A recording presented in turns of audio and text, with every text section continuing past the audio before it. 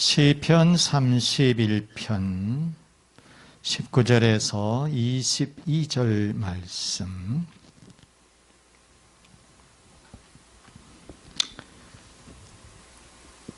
주를 두려워하는 자를 위하여 쌓아두신 은혜 곧 주께 피하는 자를 위하여 인생 앞에 베푸신 은혜가 어찌 그리 큰지요. 주께서 그들을 주의 은밀한 곳에 숨기사 사람의 꾀에서 벗어나게 하시고 비밀이 장막에 감추사 말 다툼에서 면하게 하시리이다. 여호와를 찬송할지어다. 견고한 성에서 그의 놀라운 사랑을 내게 보이셨음이로다. 내가 놀라서 말하기를 주의 목전에서 끊어졌다 하였사오나 내가 주께 부르짖을 때에 주께서 나의 간구하는 소리를 들으셨나이다. 아멘. 아멘. 아멘. 제목 한번 보시죠.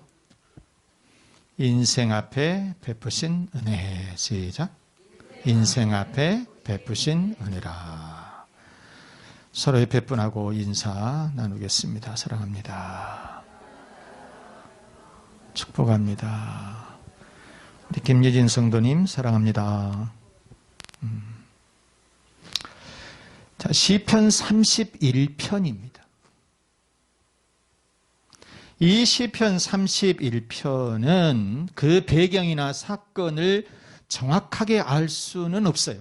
단지 다윗의 시다 이렇게만 표현을 하고 있는데, 그런데 도대체 이 다윗이 어느 때에 이 시편 31편을 기록을 했을까? 대부분의 학자들은 이렇게 설명을 합니다. 다윗이 왕궁에 있을 적에 사울왕의 시기와 질투를 받아서 이 왕궁에서 도망쳐 나오죠. 그런데 이 사울왕의 이러한 군사들이 이걸 가만히 두질 않고 계속해서 다윗을 쫓아가요. 그래서 다윗이 어느 광야의 굴 속으로 도망을 칩니다. 그런데 도망을 잡았댔자 도간에 든 쥐죠.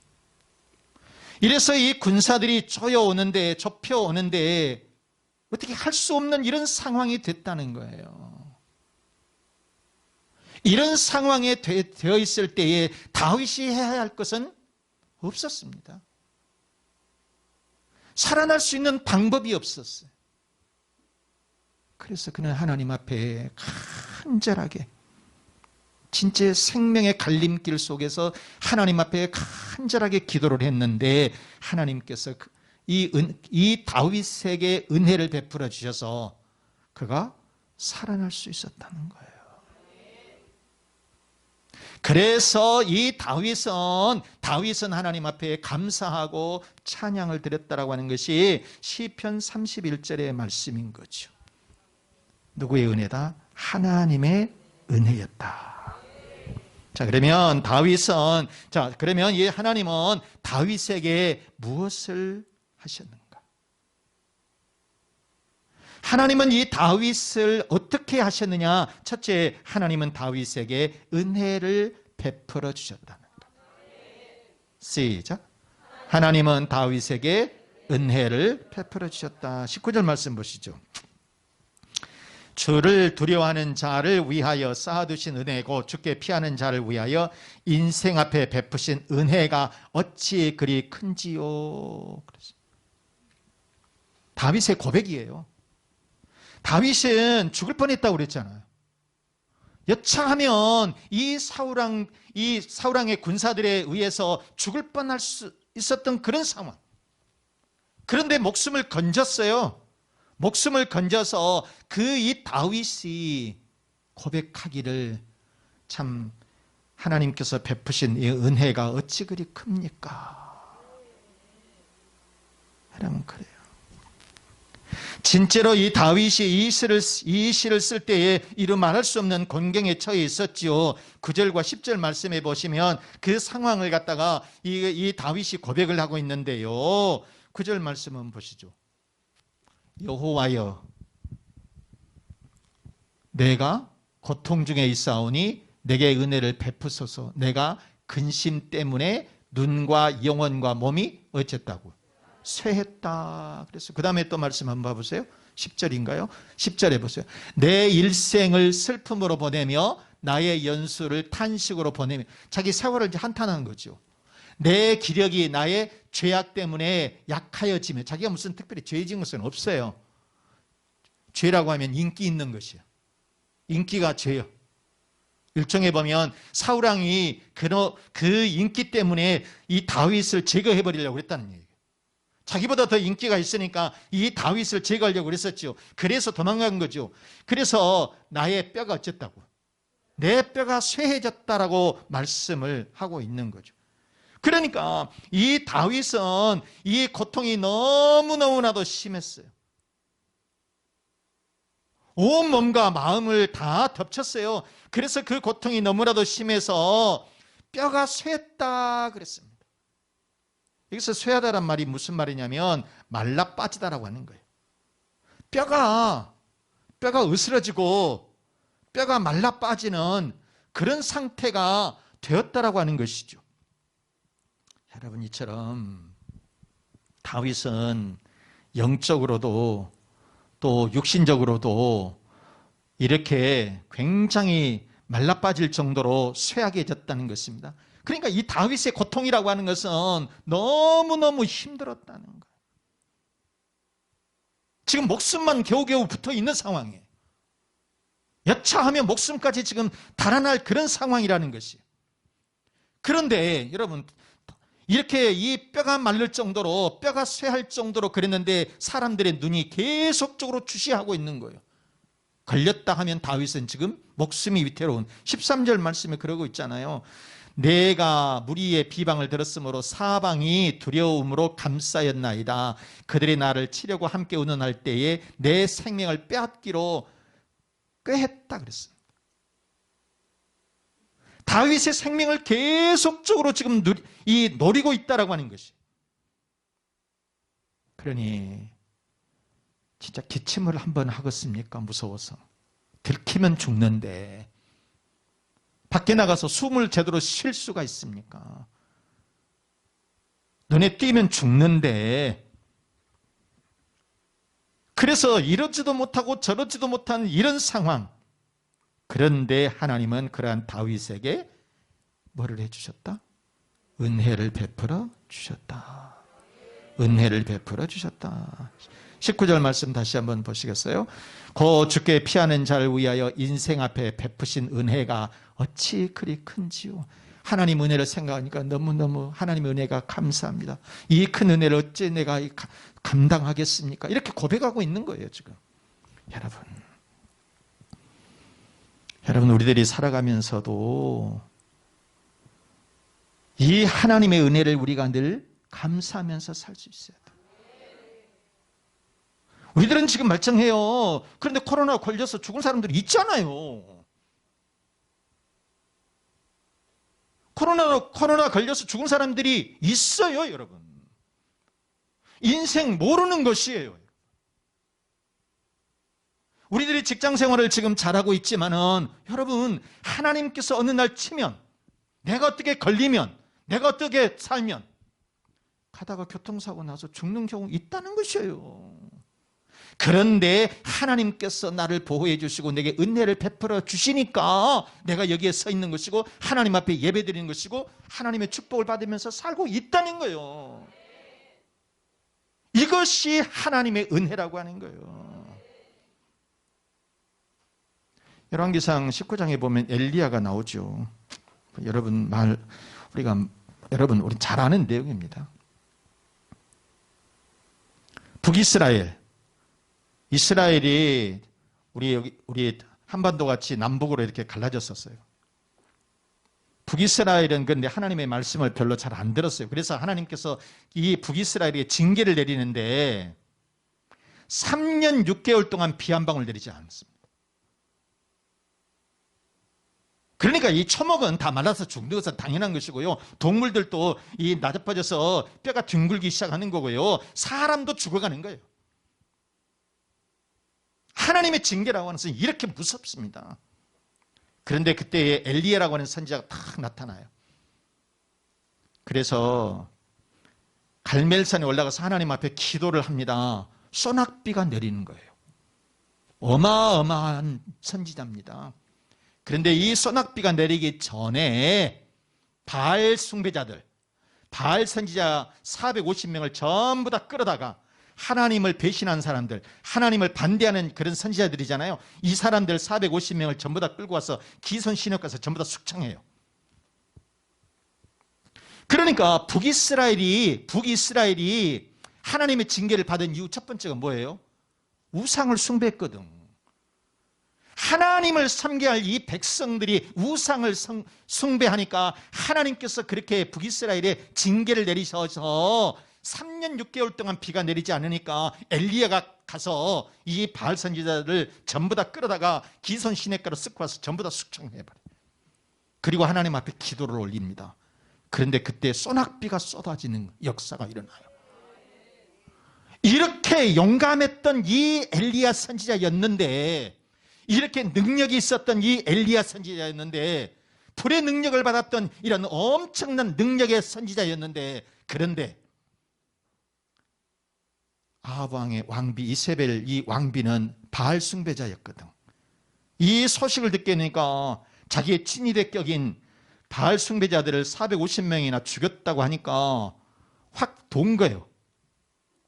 그래서 군사를 풀어서 엘리야 선지자 저놈을 잡아고 와라.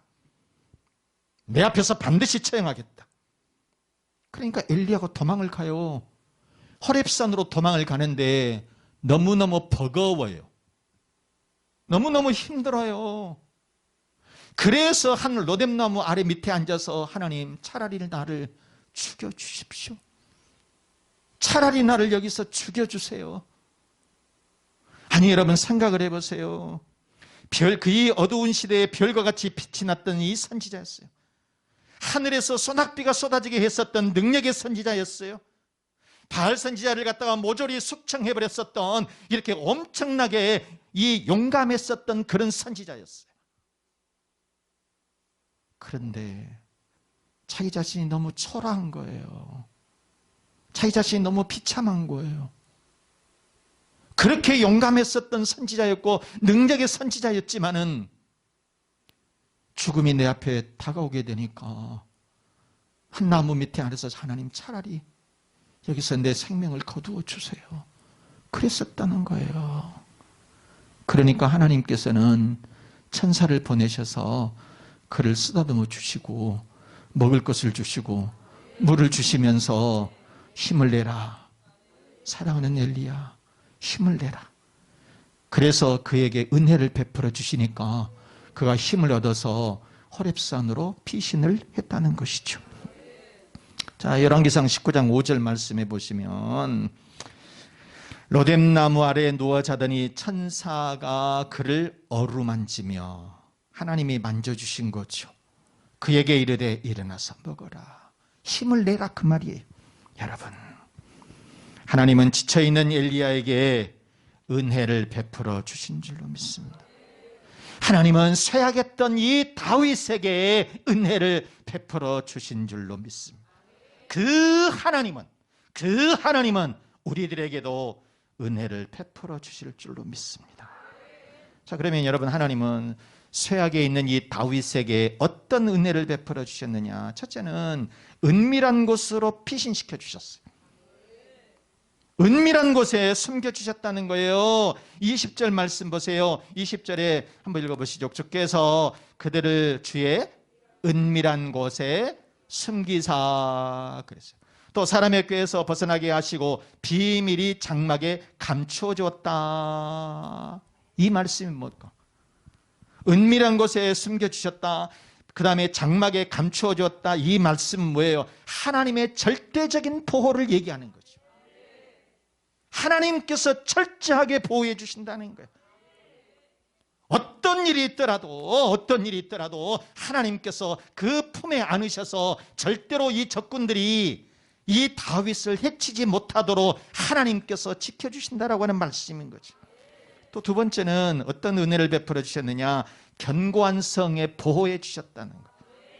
견고한 성에, 여기서 견고한 성, 자 21절 말씀, 여호와를 찬송할지어다 견고한 성에서 그의 놀라운 사랑을 내게 보이셨습니다.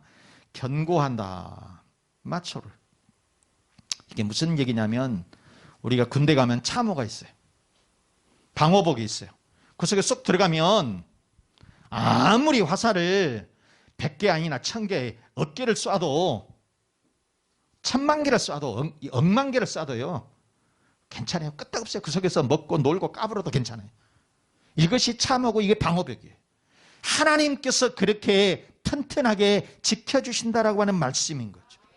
다윗이 여러분 지금은 피신해 있어요. 그렇지만은 아무리 사울왕의 군사들이 쫓아온다 할지라도 하나님께서 이 다윗을 이처럼 강한 팔로 견고하게 보호해 주신다는 거예요. 여러분, 바로 그런 하나님이 다윗을 보호해 주셨던 그 하나님, 그 하나님은 우리들도 보호해 주실 줄로 믿습니다. 우리들도 견고하게 지켜주실 줄로 믿습니다. 세 번째, 다윗은 또 어떻게 은혜를 베풀어 주셨느냐. 하나님은 이 다윗에게 또 어떻게 해주신다. 기도를 들어주셨다는 것. 뭐를 들어주셨다? 기도를 들어주셨다는 거예요. 기도를 들어주셨다는 거예요. 자, 22절 말씀 보시면 끝에 부르짖을 때, 내가 주께 부르짖을 때에 주께서 나의 간구하는 소리를 어쨌다? 들으셨도다, 들으셨나이다 그랬어요. 내가 하나님 앞에 부르짖으니까, 내가 하나님 앞에 기도하니까 하나님께서 외면해 버리시지 아니하고 그 기도를 하나님께서 들어주셨다라고 하는. 여러분, 우리가 말이 그렇지, 동굴 속에 숨어 있는데 사울왕의 병사들이 지금 저기서 오고 있습니다. 말발굽 소리가 나고요, 낙타 소리가 들립니다. 얼마나 무섭겠습니까? 얼마나 무섭겠습니까? 이런 상황에 이 다윗이 무슨 능력이 있어서 그냥 무슨 불에 손이 나가서 팍 하면은 저 사람들이 툭 떨어져 버린다 모르지만은 그런 능력도 저런 것도 아무것도 없어요. 그래서 이 다윗이 할 수 있는 것밖에는 무엇이 있느냐? 기도밖에는 없었다는 거예요. 기도밖에 없었어요. 그래서 하나님 앞에 기도하게 되니까 하나님께서 그들의 눈을 멀게 하시고 그들의 힘을 빼버리고 다윗이 거기에서 안전하게 자기 자신을 보호할 수가 있었다라고 하는 것이죠. 즉 다윗의 기도를 들어주셨다는 말씀인 거예요. 여러분 그래요. 다윗은 위급한 상황에 있을 때에 뭘 했어요? 하나님 앞에 기도했어요. 여러분, 우리들도 그래서 우리들도 다윗과 같이 이렇게 어려움에 있을 때에 우리 인생이라고 하는 것이 항상 편안하지만은 않아요. 때로는 어려운 일을 당할 때가 있어요. 그 어려운 일이 질병으로 찾아올 때가 있어요. 여러분, 아무리 요즘 암을 이긴다고 하더라도 암 딱 걸렸다, 암 말기인데 어떡하시죠? 왜 지금까지 모르셨어요? 그 말 들으면 하늘이 노래지는 거예요. 하늘이 노래지는 거예요. 잘 나가던 사업이 하루아침에 갑자기 부도가 났어요. 길바닥에 주저앉게 생겼어요. 이랬을 때에 진짜 어떻게 해야 되냐고. 여러분, 암이라고 하는 사람 병원에 가서 치료라도 받아보겠네. 그런데 갑자기 무슨 일로 우리의 가족 중에서 누구 한 사람 죽었다? 하늘이 캄캄한 거죠. 하늘이 캄캄하죠. 이런 위험한 상황에 처해 있을 때에, 그런데 여러분 우리가 해야 될 것이 뭐냐? 하나님 앞에 기도하는 것이라 그 말이죠. 기도하면 하나님께서 우리의 기도를 들어주실 줄로 믿습니다. 기도의 응답을 해 주실 줄로 믿습니다. 자, 그러면 여러분, 하나님께서 다윗을 살려주셨어요. 그 위급한 상황에서 하나님은 다윗을 살려주셨어요. 그럼 다윗은 뭐를 이렇게 해야 될까요? 오, 할렐루야, 이제 나가자, 술 마시러 가자, 그랬나요? 아니에요. 하나님을 찬양했습니다. 그래서 이 상황에서 우리는 이렇게 하나님께서 나를 건져주시고 나를 지켜주시고 내 기도를 응답해 주셨던 그 하나님, 그래서 우리는 여호와를 찬양해야 된다. 여호와를 찬양해야 된다. 21절 말씀 시작. 여호와를 찬송할지어다. 아멘. 여호와를 찬송할지어다. 영국에 한 젊은 변호사가 있었습니다. 굉장히 머리가 뛰어났어요. 진짜 머리가 똑똑했어요. 그래서 자기는 명성, 이 명예를 위해서 진짜 열심히 공부를 했습니다. 변호사 시험 합격했고 당연히 영국의 의사당 앞에다가 버젓한 변호사 사무실을 탁 냈습니다. 그러면서도 공부를 게을리하지 않고 열심히 도서관에서 파고 살았습니다. 진짜 최선을 다했어요. 그런데 일에 대한 스트레스, 부담이 계속 오는 거예요. 내가 최고가 되어야 된다. 내가 명성이 있어야 된다. 나는 명예를 위해서 산다. 이러한 일에 대한 이 스트레스를 엄청 받아가지고 이 스트레스 때문에 이 사람이 쓰러져 버리고 말아요. 스트레스 때문에 병원에 이렇게 쓰러졌는데 병원에 가야 될 거 아니에요. 병원에 가니까 내가 여기서 있으면 안 돼. 다른 애들은, 다른 친구들은 더 높아지는데 나는 낮아진다 라고 생각하니까 이 사람이 진짜, 그 사람은 다른 친구들은 높아지고 나는 낙오자가 된다, 병원에 있으면 낙오자다 생각하니까 우울증에 걸린 거예요. 사람이 그런 스트레스를 받아요. 우울증에 걸린 거예요. 우울증에 걸리니까 이거 보통 우울증이 뭡니까? 정신적인 문제잖아요. 그러니까 이 사람이 우울증에다가 정신착란증까지 이렇게 와요. 우울증 환자들이 뭡니까? 자살 충동을 많이 일으키죠. 자살을 또 시도합니다. 나는 끝이다. 근데 정신병을 입원했는데 나가면 뭐 하겠느냐. 차라리 이럴 바에는 내가 죽고 말겠다. 자살을 시도를 해요. 진짜 공부를 많이 갖고 열심히 살았던 그 사람이 점점 사람이 폐인이 되고 말아버린 거예요. 사람이 아니에요. 정신착란증 일으켜서 병자가 되니까 이건 사람이 아닌 거예요. 그런 상태에 자기가 나갈 길은 하나밖에 없었던 거예요. 내가 살 수 있는 길. 하나님을 깨달은 거예요. 하나님을 믿었던 사람이지만은 신앙생활을 제대로 하지를 않고 세상적인 출세에, 명예에 남들보다 더 잘 뛰어야 된다라고 하는 이런 과중한 스트레스, 하나님 제대로 모르고 이제 살아버린 거예요. 그런데 자살 충동까지 일으키면서 병원에서 폐인이 돼가니까 순간적으로 딱 떠오르는 거, 하나님을 찾아야 되겠다. 하나님을 만나야 되겠다. 울면서 하나님을 찾았는데 하나님 진짜 체험을 해버린 거예요. 또 어려서부터 신앙생활을 했지만은, 그런데 하나님을 제대로 만나지 못하고 그냥 주일에만 왔다 갔다 했던 그런 신앙에서 하나님을 체험하게 되니까 새로운 인생이 이제 시작이 된 거죠. 그리고 자기가 지금까지 겪었던 그 고통, 그 고생, 그 갈등, 그것을 신앙 고백으로 하면서 시를 썼는데요. 그게 찬송시가 된 거예요. 찬송시가 된 거예요. 여러분 혹시 찬송가 갖고 오셨으면 258장 봐보세요. 그게 그 사람이 지은 시예요. 258장. 샘물과 같은 보혈은 주님의 피로다. 다음 여러분들. 집에 가서 하세요. 바로 그 사람이 누구냐? 윌리엄 쿠퍼입니다. 윌리엄 쿠퍼예요. 변호사로서는 실패한 사람이었지만은 하나님의 사람이 되니까 성공한 인생이 되었다는 거예요. 이것이 여러분 인생인 거예요, 여러분. 자, 여러분 사랑하는 여러분, 윌리엄 쿠퍼는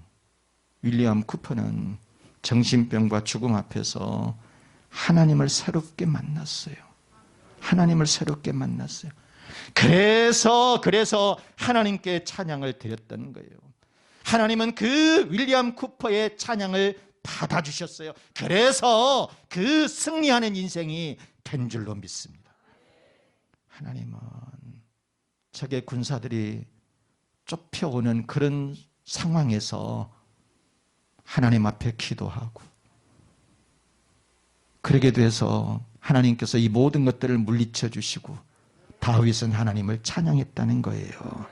여러분, 그 은혜가, 그 다윗에게 베풀어 주셨던 그 하나님의 은혜가 우리 교우 여러분들에게도 있으시기를 바랍니다.